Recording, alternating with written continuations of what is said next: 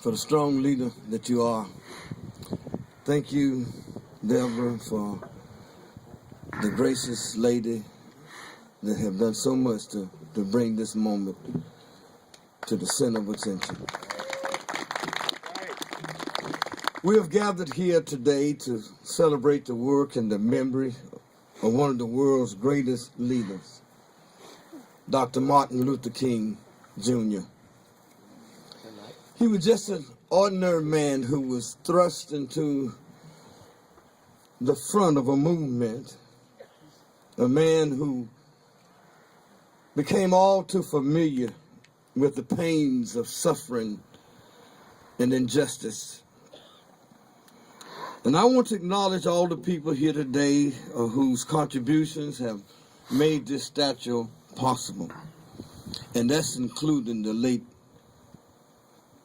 North Carolina Representative Doc Brown.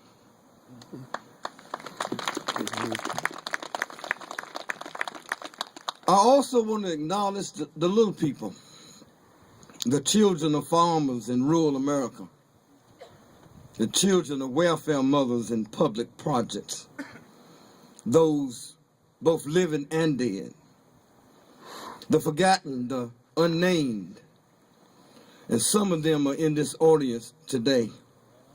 Those who risked their lives and their futures to march and protest with Dr. Martin Luther King.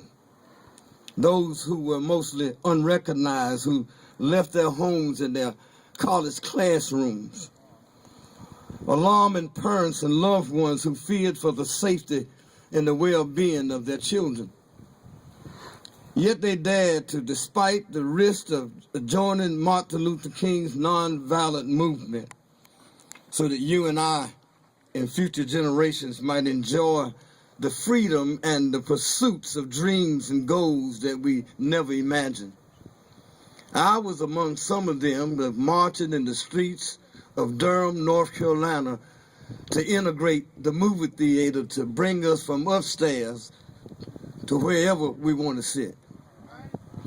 As we look around today, we have to be impressed with the number of pastors and ministers who are in attendance. And I believe it speaks volumes about the position that we take now, that a united front for a common cause. And I have to be honest about our own history and acknowledge that in the time of King's movement, few Southern black ministers was courageous enough to walk with him. That's right. And those that would allow him to languish in a jail cell and not even come together to bail him out. That's right. Mm-hmm. Dr. King was a man of deep spiritual and religious conviction. He was a man of intellectual curiosity and sophistication. He earned several college degrees, including a PhD, always reading and stretching and studying and writing and expanding his mind. In the fights against segregation and voter rights for African Americans, he always reiterated the teachings of Jesus the Christ that says, love your enemies and those that would persecute you. This man of peace, this man of tolerance, this man of nonviolence, who on one sunlit morn was shot down like a mangy dog in Memphis, Tennessee. And I'm sure, like most of us, Martin Luther King didn't want to die at 37 years old. I believe that he yearned to see his 4 little children grow up to be adults. I believe that he wanted to look forward to his retirement years when he and Coretta could enjoy their retirement together. Mm-hmm.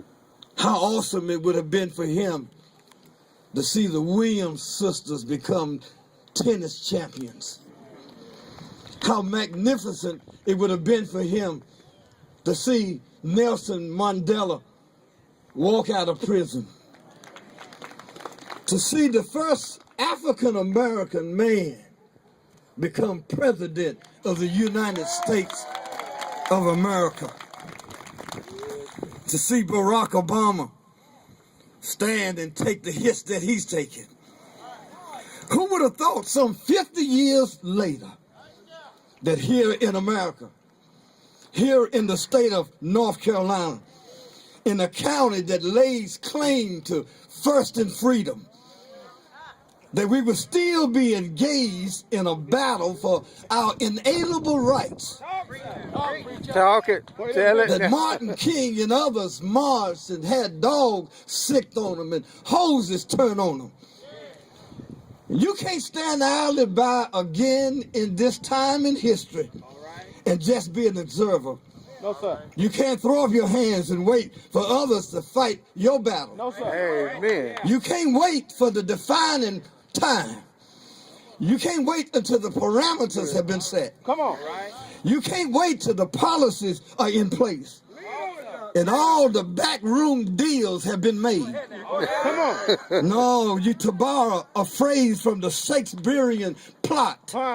Now is the winter of our discontent. Yes, sir. Preach. And the unhappiness has not yet come. Yes, sir. We are dealing with political parties that spend night and day hatching evil political agendas to advance psychological strategies to reduce your and my optimism, to hamper your ability for gainful employment, to hinder our struggles to bring justice and fairness to others.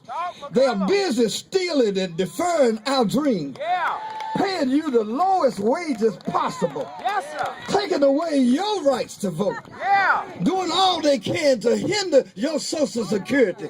You enjoying it now, but we don't know what tomorrow is going to bring. So somebody might ask, well, what can we do? I'm glad you asked. One person, one vote is the most powerful weapon we got. Amen. As a minister, I only got one vote. Martin Luther King only had one vote. President Barack Obama got one vote. Governor McCollum has the power to sign and endorse all kinds of Republican legislation. But watch out, because he only has, Angela, you got to hear me, he only has, no, you don't hear what I said.